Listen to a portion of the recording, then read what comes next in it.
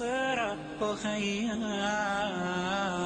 ورتل القرآن اصدح بصوتك اسمع الأكوان اقرأ كلام الله داوي نفوسنا لنحس في أعماقنا الإيمان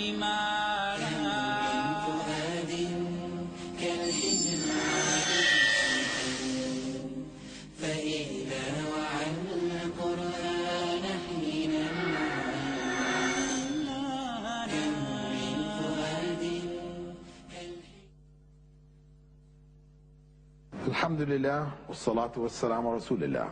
All praise due to Allah, and may Allah's peace and blessings be on the last messenger of Allah. In this episode, I would like to discuss the responsibilities of the Muslim student, to understand about the role of the Muslim student, what is required of himself or herself, what are their goals, etc. This is the intent of this episode. And we have to start from the basic command of the Prophet, may God's peace and blessing be upon him, talabul ilmi farida ala kulli Muslim, seeking knowledge is compulsory for every Muslim. This is our beginning point. Every Muslim is required to be a student.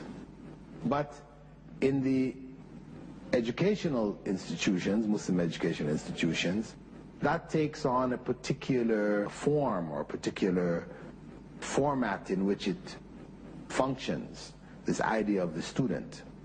We're all, as we said, students in one way or another, but the student in the Muslim educational institution, he or she should display certain characteristics which are unique for them.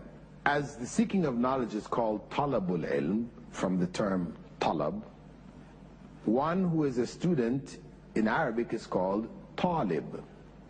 So two students in Arabic are called Taliban. So this episode really focuses on the Taliban. Who are the Taliban? Who are the two students from the Muslim perspective? Well, on one hand, a student who happens to be a Muslim, who could have been a Buddhist or a Hindu or a Sikh or an atheist or anything else, that type of student is not the type of student that the Muslim institution seeks to build. That is the student who is not conscious of his or her Islam. Islam may only be cultural traditions, cultural practices, customs, but there is nothing really coming from inside. They don't have a sense of a Muslim identity. That type of student is not what the Muslim institution seeks to build, and actually is detrimental. Presence of this kind of student, or the domination of these types of students in the Muslim institution, is definitely destructive. The type of student who we call truly the Muslim student is the one who is a Muslim who happens to be a student. He could have been a teacher, he could have been a taxi driver, he could have been a dentist or an engineer, he could have been anything else. He is a Muslim, or she is a Muslim first and foremost. This is the true Muslim student. And this is what the Muslim education institution seeks to create. So it is essential for the student to realize that seeking knowledge, being a student, in and of itself is a form of worship. It is a form of ibadah in Islam. Why? Because Prophet Muhammad, may God's peace and blessings be upon him, had said, seeking knowledge is obligatory on every Muslim, first and foremost. So whatever has been made obligatory for us by God through his messenger is a part of our worship, from that one perspective. From another perspective, Prophet Muhammad, may God's peace and blessing be upon him, also said, "Man salaka tariqan yaltamisu fihi ilman سَهَّلَ اللَّهُ لَهُ طَرِيقًا إِلَى الْجَنَّةِ. Whoever takes a path in which he or she seeks knowledge, Allah makes the path to paradise easy for them. Allah makes the path to paradise easy for them. And whatever will make that path to paradise easy is a form of worship. It has to be something which is pleasing to God. So students should understand, first and foremost, that their being a student is an act of worship. It is an act of worshiping Allah. And they have been singled out by the Prophet, may God's peace and blessing be upon him, and put on a special pedestal, one which is blessed by God. The Prophet, may God's peace and blessing be upon him, said, "Ad-dunya mal'una." This world is cursed. Mal'unun ma fiha, and whatever in it is also cursed. Illa dhikrullah, except for the remembrance of Allah. Wa ma wala, and what helps us to remember Allah. Wa aliman wa muta'allima, and the scholar, the teacher, and the student, muta'allim. The muta'allim is the talib, another term for talib. So besides them, the world is cursed. Being a student is being blessed by God in a special way. So when we seek knowledge in school, we have to keep in mind this foundational principle, that we are engaged in an act of worship. Beyond that, we have to be clear that our goals for education are goals which involve seeking knowledge for the sake of benefiting ourselves and benefiting others. Because that knowledge which is gained from the Muslim education institution should produce an individual who is beneficial to society, who plays an active role in its development, a positive role. So seeking knowledge for its benefit is something highly regarded in Islam. Prophet Muhammad ﷺ had said, "Khairun nas anfa'uhum linnas." The best of people are those who are most beneficial to others. He also said, "Khairukum man ta'allama al-Qur'an wa 'allama." The best of you are those who learn the Qur'an as a student and teach it to others. So you are benefiting others with that knowledge. Also, we have a statement from Sufyan al-Thawri, one of the great scholars of the early generation, a contemporary of Abu Hanifa, Imam Abu Hanifa and Imam Malik. He said, "As a youth, when I began to seek knowledge, my mother advised me, if you write down 10 words and your faith has not improved, check yourself. If you write down 10 words and your faith has not improved, then check yourself." Meaning that whatever knowledge we're gaining, it should ultimately improve and increase our faith. If our faith is not being increased by it, then it means that we are approaching the knowledge in the wrong way. We're not aware and conscious of our position with regards to that knowledge and how we should seek it. Also, we need to know that seeking knowledge for fame is something cursed. This is a dangerous route for a student, to seek knowledge so that he can be the most learned, that people would look up to him, admire him, etc., etc. Because Prophet Muhammad, may God's peace and blessing be upon him, had warned that among the first 3 groups of people who would be thrown into the hellfire at the end of this world would be a Muslim scholar. Where Allah would ask that scholar, "What did you do with the knowledge which I gave you?" And he will say, "Oh Allah, I taught the people. I informed them whatever knowledge you gave me, I passed it on to them, they benefited from it, and I disseminated your knowledge for your sake." And Allah will say, "No, you didn't do it for my sake. You did it so that you would be known as a great scholar, that people would admire you, that people would hold you in high esteem, people would clap whenever you spoke, people would be in awe whenever they saw you or heard your name, etc. That's what you sought. And you have received what you sought in the world. And there's nothing for you in the next world. And he will be dragged off on his face and thrown into hell. So seeking knowledge with the wrong intentions, destructive. It will break the very goal, the value, all the value that we seek from knowledge will be lost in the life to come. We may get from it things in this life, but from the next life we won't get anything.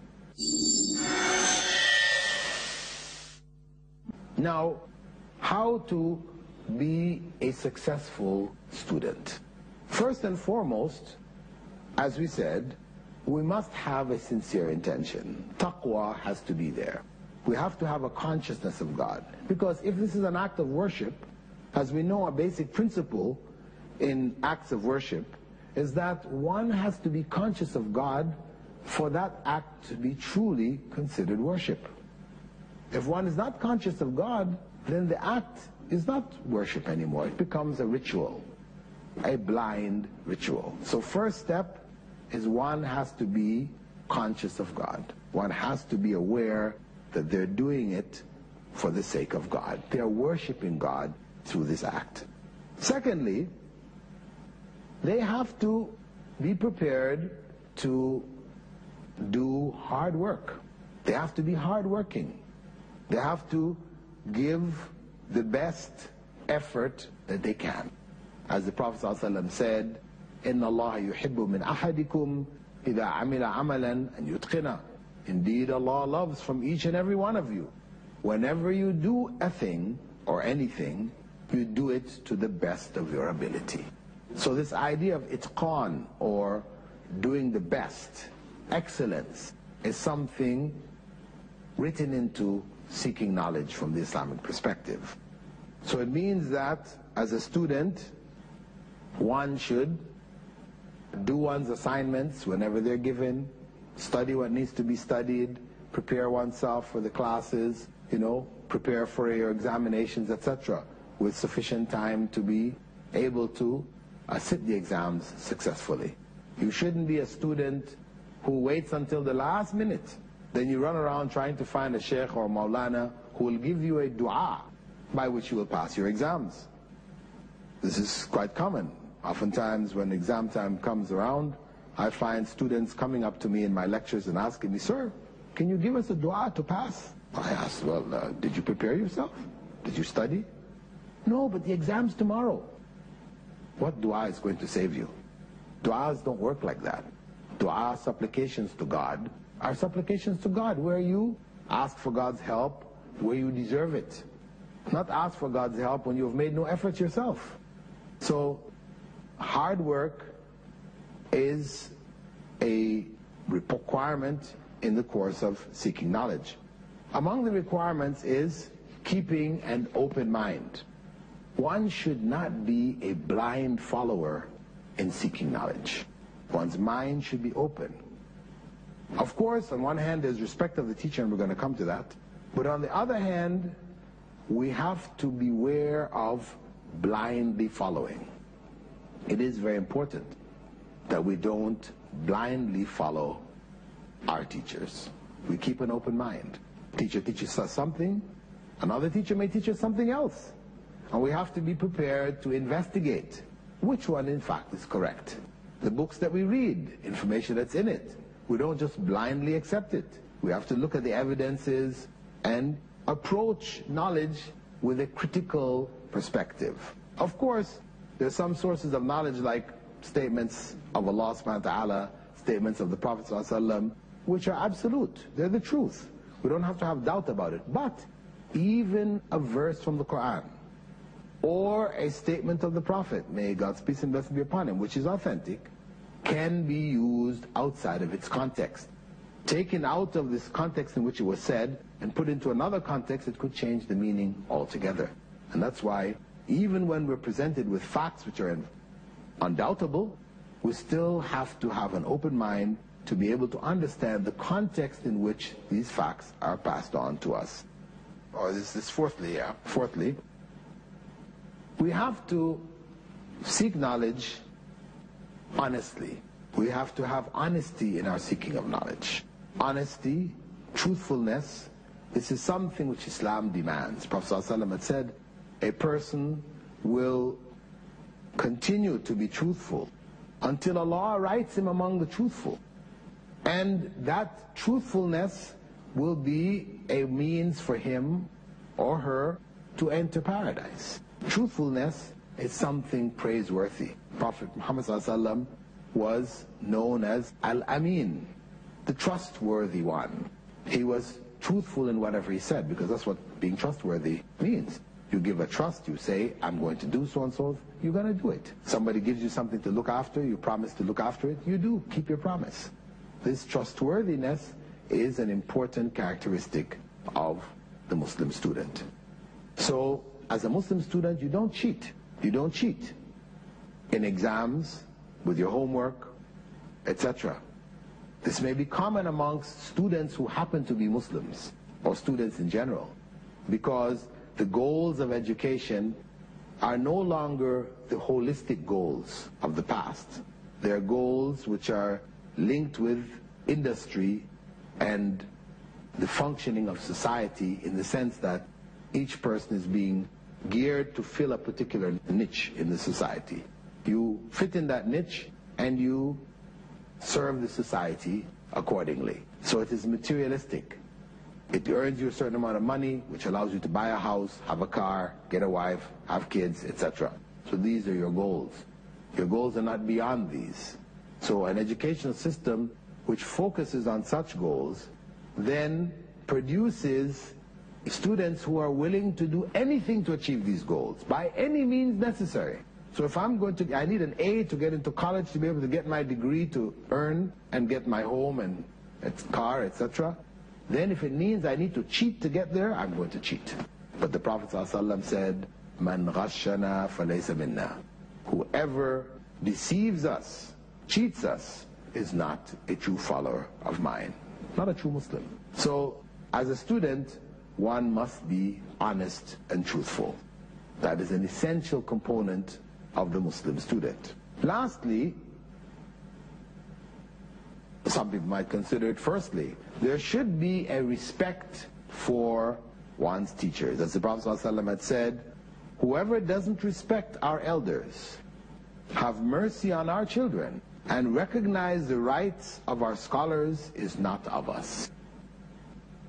Whoever does not respect our elders, the older people in society, must be respected. Our parents, uncles, grandfathers, aunts, etc. That is necessary to keep the society together. That elder generation looked after us when we were unable to look after ourselves. If when we grew up we don't respect them, then this is the breakup of the society. So respect to elders is an essential principle. Also mercy to the children. The elders also need to be merciful to the children in dealing with them and raising them, etc. Mercy should be shown. Love should be shown. And thirdly, recognizing the rights of our scholars over us. Those who are teaching us, those who are the knowledgeable, they have to be held with respect. So students must respect their teachers. If they don't respect the teachers, they will not learn from them. And for adults, maybe for children, it's easier for them to look at their teachers in awe, and we know that, where students will respect their teachers even more than they respect their own parents. Parents tell them something, teachers tell them something else, they come back and say, teacher said, you know. What the teacher says tends to have even a greater impact on them than what their parents say. Because, to a large degree, students spend more time with their teachers than they do with their parents. So it's not surprising in that sense.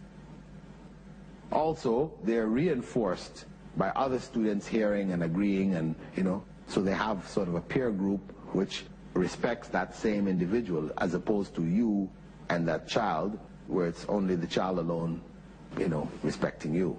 But in general, as I said, it is important for students to be taught respect for elders. For elder students, there's a tendency to judge teachers. I don't like the way that teacher presents topic. I don't like the way he talks. I don't like his accent. Whatever, I don't like the way she dresses.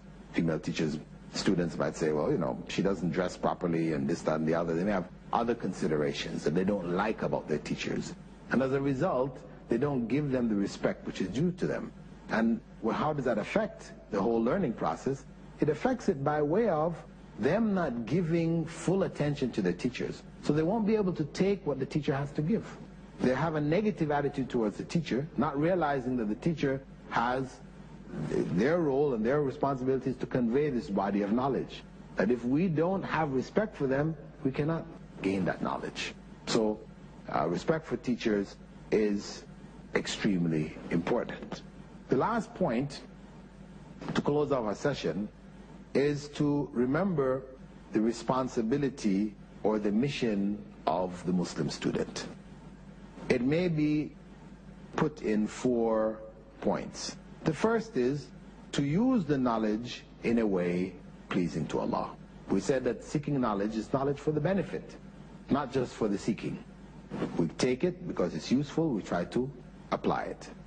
So, using that knowledge, but applying it in a way which is pleasing to Allah. That's the way which ensures that the knowledge gained is worship. Something counted on a scale of good deeds on the day of judgment. Secondly, mission or responsibility of the knowledge is to benefit oneself in legitimate business, that one use it for their own livelihood, to look after oneself, to get the basic necessities of life, etc. This is one of the goals. And I'm saying we shouldn't lose sight of that. We turn it so much into worship that the need to look after our own families, etc., is missing. Thirdly, we have to look at it from a perspective of benefiting society. So there should be some voluntary aspect to the knowledge we're gaining, that we give it back to the society in a voluntary way. We're not paid for it. So we're a doctor, we take certain time out each week to treat those who are needy, who cannot afford it. We're a teacher, same thing. We teach in the society some people who can't afford it. So we get away from the pure materialistic approach where anytime we give up any of this knowledge, we use it or whatever, we have to get some return in this world for it. Money. No. We have to have that sense of generosity, sharing, concern, care, recognizing that whatever we have is ultimately from God. And whatever people don't have, this is ultimately from God too. And it's a test for us whether we will share what we have with others. And lastly, the responsibility of the Muslim student is, as we said in the beginning, to share that knowledge with others. What we learn, we pass on. So a student is ultimately on the way to being a teacher. And in the whole process of his learning, he should be involved in passing it on. As scholars of the past had said, that the life of knowledge is in the teaching. The life of knowledge is in the teaching. It keeps the knowledge alive. And with that thought, we'll close this episode, thanking you for being with us. Assalamu alaikum wa rahmatullahi wa barakatuh. اقرأ أخيا ورتل القرآن اصدح بصوتك اسمع الأكوان اقرأ كلام الله داوي نفوسنا لنحس في أعماقنا